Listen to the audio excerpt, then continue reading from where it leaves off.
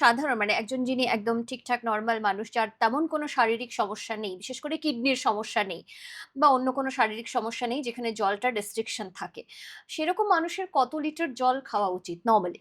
2 to 3, rather 2.5, আমি যদি একদম অ্যাভারেজ বলি 2.5 লিটার জল খাওয়া উচিত। এবার কারুর বডি ডিমান্ড এতটাই হয়, আমার কিছু পেশেন্টসের ক্ষেত্রেই দেখেছি যারা বলে যে আমার 5-6 লিটার খেতে লাগে, নয়তো আমি পারি না, এমন না আমাকে কেউ বলছে, but I need that 5 to 6 litres of water.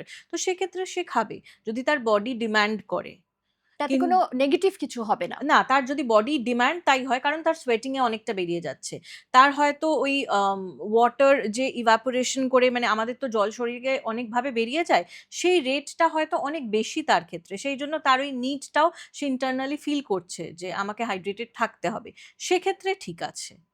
একদম। অর্থাৎ প্রয়োজন অনুযায়ী। একদম। তবে নরমালি 2 to 3 লিটারস খাওয়াটা ভালো।